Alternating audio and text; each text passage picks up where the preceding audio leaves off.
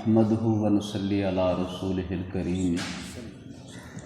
اس دنیا سے ہر شخص نے جانا ہے اور موت کا جام پینا ہے۔ ایک مسلمان کا عقیدہ ہے کہ موت اللہ تعالیٰ کی طرف سے ایک اٹل حقیقت اور فیصلہ ہے۔ نیک اعمال پر موت اچھی اور خوش بختی والی ہوتی ہے، اور برے اعمال کی وجہ سے موت پر سختی اور تکلیف اور عذاب کی صورت پیدا کر دی جاتی ہے۔ نبی کریم صلی اللہ علیہ وسلم ارشاد فرماتے ہیں، جب کوئی مومن شخص فوت ہوتا ہے تو اس کے پاس فرشتے آ کر سلام کرتے ہیں۔ یہ بات تو قرآن پاک نے بھی بیان فرمائی ہے، الذین تتوفاہم الملائکۃ طیبین یقولون السلام علیکم۔ جن لوگوں نے اپنی زندگی پاک صاف گزاری، ان کے پاس فرشتے انہیں فوت کرنے کے لیے آتے ہیں تو کہتے ہیں سلام علیکم، تم پر سلام ہو۔ زندگی پاک صاف کا مطلب یہ ہے زندگی کفر سے پاک ہو، شرک سے پاک ہو، بدعات سے پاک ہو، معصیت سے پاک ہو، گناہ سے، فسق و فجور سے پاک ہو، کیونکہ گناہ ایک ناپاکی ہے، کفر اور شرک ایک غلاظت ہے، اس کے ساتھ زندگی ناپاک ہو جاتی ہے، زندگی ناپسندیدہ ہو جاتی ہے۔ لیکن جن لوگوں نے اپنی ساری زندگی میں ان برائیوں سے بچنے کے لیے پورا پہرا دیا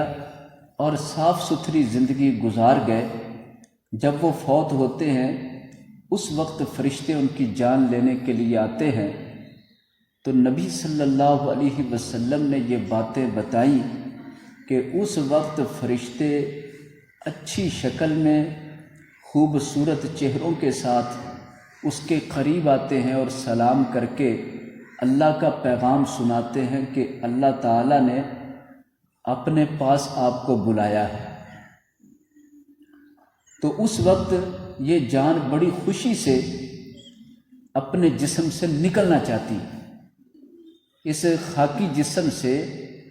یہ روح خوشی سے باہر کو جلدی نکلنا چاہتی ہے کہ میں اپنے رب کے پاس جاؤں۔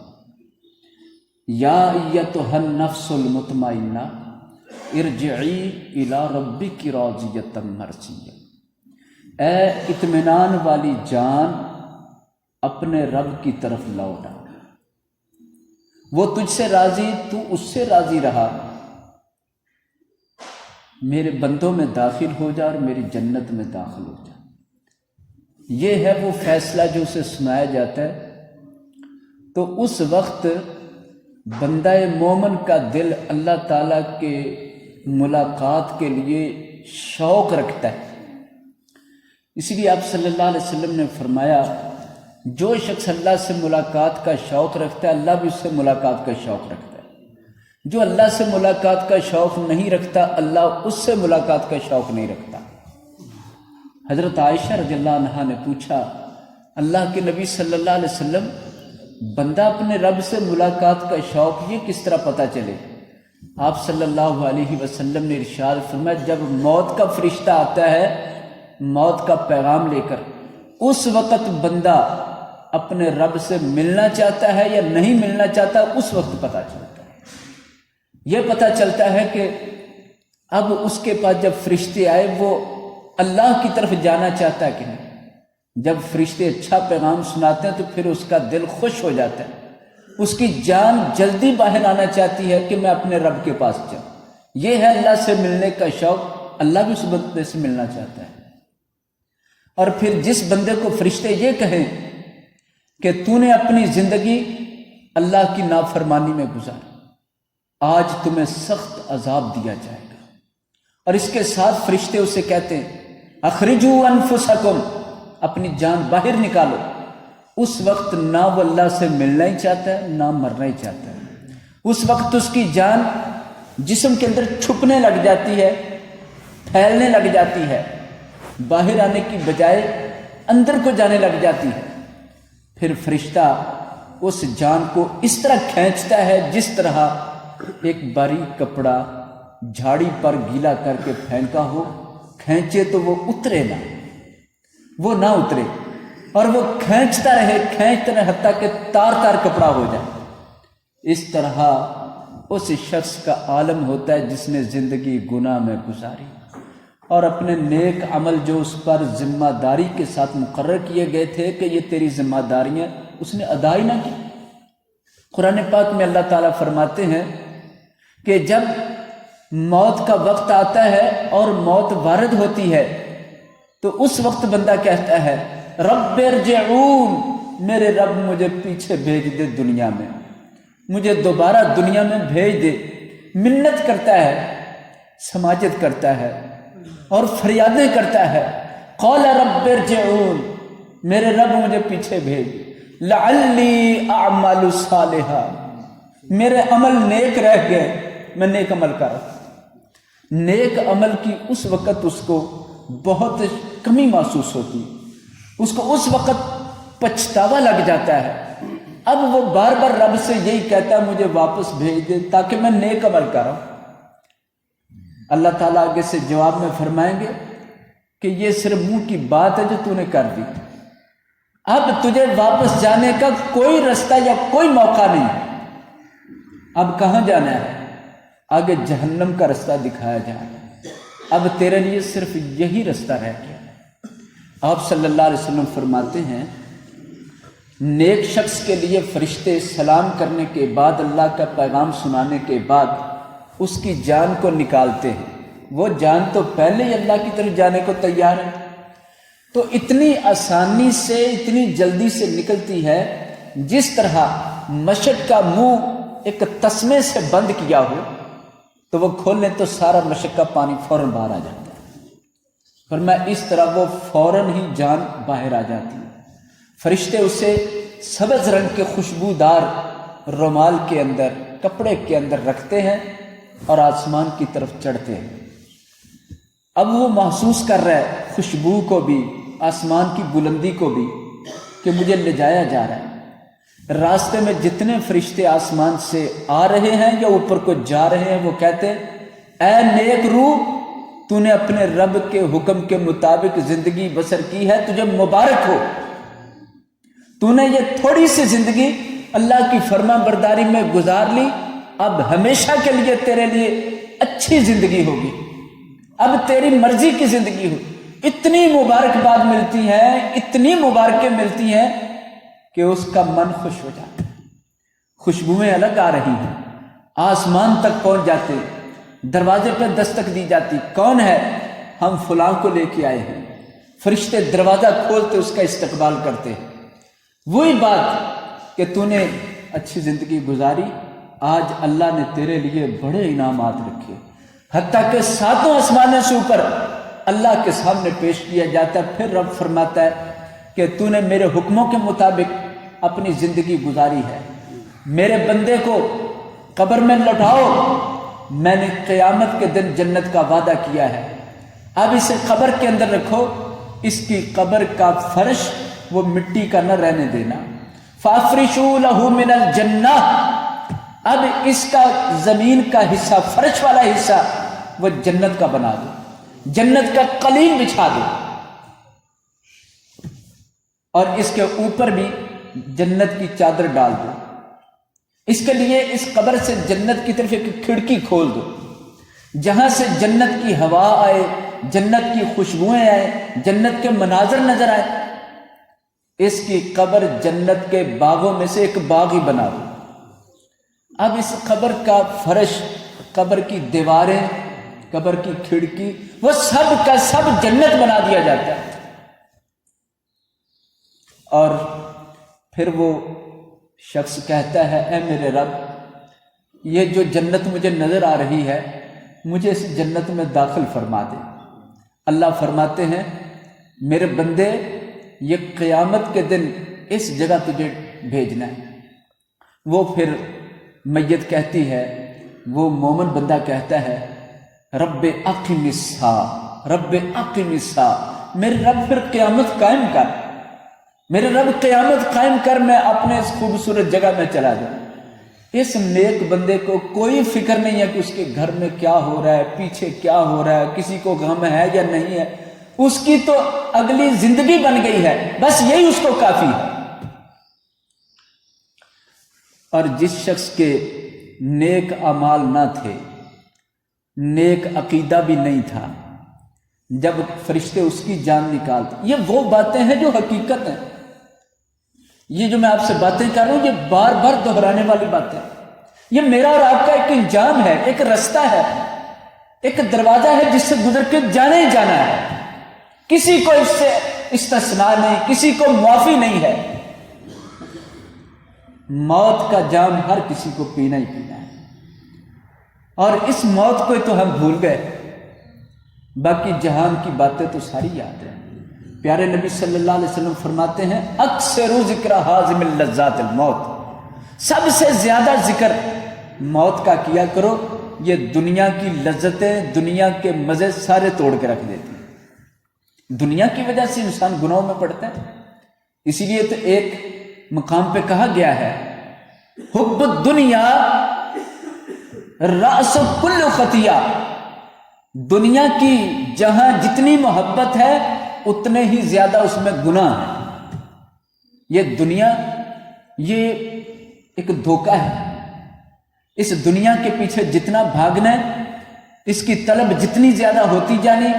اتنا زیادہ انسان نے گناہوں کی طرف بھی جانا ہے۔ آج مال زیادہ بنانے کے لیے ناجائز طریقے اختیار کرتا ہے، آج اپنے آپ کو اونچا کرنے کے لیے کئیوں کو نیچا کرتا ہے۔ ہاں تو انسان گناہوں کو اس طرف سے دنیا کی طرف پڑنے کی وجہ سے گناہوں میں ملوث ہونے لگ جاتا ہے۔ تو جس شخص نے موت کو بھلایا، پھر اس شخص نے اپنے آپ کو غافل کیا۔ موت جگاتی ہے ضمیر کو، موت جھنجھوڑتی رہتی ہے، اس لیے آپ صلی اللہ علیہ وسلم نے فرمایا موت کو کثرت، یہ کثرت کا معنی ہوتا ہے زیادہ، اکثرو ذکر حازم اللذات الموت، فرمایا تھوڑا تھوڑا یاد نہیں کرنا، موت کو کثرت سے یاد کرنا کہ یہ دنیا کے مزے توڑ دیتی۔ آج موت یاد ہو کوئی شرک نہ کرے، کہ پتہ مرنے کے بعد پھر شرک کا انجام کیا ہے، شرک کرنا کیا ہے، وہ شرک کے رستے سے دور دور تک پیچھے ہٹ جائے۔ آج شرک بھی ہے، خدا کی آیتوں سے کفر بھی ہے، آج دین اسلام سے مذاق اور استہزاء بھی ہے، آج حرام کے سارے رستے کھلے ہیں، حرام طریقے سے رزق بھی کمائے جا رہے۔ اس کی وجہ یہ ہے موت بلا دی اللہ۔ دوسرے مقام پر آپ صلی اللہ علیہ وسلم نے فرمایا جس طرح لوہے کو زنگ لگتا ہے دل کو بھی زنگ لگتا ہے۔ صحابہ اکرام نے پوچھا دل کا زنگ کیسے اترے گا؟ آپ صلی اللہ علیہ وسلم نے فرمایا کثرت سے قرآن پڑھا کرو، ذکر الموت، اور موت کو زیادہ یاد کیا کرو، دل کا زنگ اتارتی رہتی ہے۔ یہ وہ باتیں ہیں کہ جو ہمارے دل کی غذا ہیں، دل کا علاج ہیں، ہماری روحانی بیماریوں کا مداوع کرتی ہیں۔ آپ فرماتے ہیں جس شخص نے گناہوں والی زندگی گزاری ہے، رب کی نافرمانی والی، رب کی ناراضگی والی، موت کا فرشتہ آتا ہے، اسے کہتا ہے جان نکالو، نکلتی نہیں، کوئی اپنی جان نکال کے دے نہیں سکتا، وہ مار مار کے جان کھینچ کھینچ کے نکالتے ہیں، اس کے بعد ایک بدبودار ٹاٹ کے اندر اس کی جان کو رکھتے ہیں، اور پھر لے کے آسمانوں کی طرف چڑھتے ہیں۔ آسمان پہ کی طرف سے آنے والے یا جانے والے فرشتے اس بدبو کو، تعفن کو محسوس کرتے ہوئے کہتے ہیں اے خبیث روح، تو نے اللہ کی نافرمانی میں معمولی سی زندگی کو ترجیح دے دی، یہ زندگی اللہ کی بغاوت میں گزار دی، تجھ پر لعنت ہے، اب آئندہ کے لیے تیرے لیے سختیاں ہی سختیاں اور عذاب ہی عذاب ہے۔ اب ایک تو پہلے فرشتوں نے کہہ دیا تھا کہ تیرے لیے اب رسوا کن عذاب ہے، پہلے فرشتوں نے بھی مارا، اب جب لے کے جا رہے ہیں تو سارے فرشتے یہ کہہ رہے ہیں کہ اب تیرے لیے خیر نہیں ہے، اب اس کے لیے بہت زیادہ تکلیف ہو رہی ہے، آسمان تک لے جایا جاتا ہے، پہلے آسمان کے دروازے نہیں کھولے جاتے، حکم ہوتا ہے کہ یہ ہمارا نافرمان ہے، اس کو یہیں سے زمین پر پھینک دو، اس کو وہاں سے پھینکا جاتا ہے، قبر کے اندر آتا ہے۔ نبی کریم صلی اللہ علیہ وسلم فرماتے ہیں، اللہ فرماتے ہیں فَأَفْرِشُوا لَهُ مِنَ النَّارِ، اس قبر کی مٹی، فرش، وہ مٹی کا نہیں رہنا چاہیے، وہ اسے آگ کا بنا دو۔ ہم اپنی آنکھوں سے دیکھتے ہیں کہ جو بھی میت دفن کرتے نیچے مٹی ہوتی ہے، لیکن نبی پاک کا فرمان بتاتا ہے وہ مٹی نیک بندے کے لیے جنت کا قلین ہوتا ہے، اور برے شخص کے لیے وہ قبر جہنم کی آگ ہوتی ہے، وہ نیچے جو مٹی ہے وہ آگ ہوتی ہے، یہ نبی پاک فرما رہے ہیں۔ پھر فرمایا اس کے اوپر بھی آگ ڈالو، آگ کی چادر ڈالو، اس کی دیواریں آگ کی بنا دو، اور فرمایا جاتا ہے کہ کھڑکی کھولو جہاں سے اس کو جہنم کا ٹھکانہ نظر آئے، اور جہنم کا منظر کتنا خوفناک ہے، اس کو ہم سوچ ہی نہیں سکتے۔ نبی صلی اللہ علیہ وسلم فرماتے ہیں قیامت کے دن ایک شخص کو صرف اتنی سزا ہوگی کہ جہنم کی طرف منہ کر کے کھڑا ہو جائے، اور وہ دیکھنے کی تاب نہیں لائے گا، اتنا چیخے چلائے گا کہ میرے رب میرا چہرہ دوسری طرف کروا دے۔ ہم تو اندھیرا دیکھ کے ڈر جاتے ہیں، خوفناک شکل دیکھ کے ڈر جاتے ہیں، اکیلے کسی جگہ پر ہوں تو وہاں تنہائی کی وجہ سے ڈر جاتے ہیں، تو جب پھر خوفناک جہنم ہو جو سب سے زیادہ بھیانک منظر ہوگا، آپ صلی اللہ علیہ وسلم فرماتے ہیں میں نے معراج کی رات جنت اور جہنم اللہ نے مجھے دکھائی، میں نے جہنم جیسا خوفناک منظر دیکھا ہی کہیں نہیں، اتنی خوفناک ہے۔ تو جس شخص کی قبر میں جہنم کی طرف کھڑکی کھول جائے گی، اس شخص کی قبر کے اندر کیا حالت ہوگی؟ فرمایا کہ پھر اس کے لیے کھڑکی کھولی جاتی ہے اور بتایا جاتا ہے اس جگہ سے نکل کے تو نے اس ٹھکانے میں جانا ہے۔ اب وہ کہتا ہے اے میرے رب مجھے ختم ہی کر دے، مجھے ختم کر دے، لیکن ابھی ختم نہیں کیا جانا، ابھی تو بہت سارے حساب باقی ہیں،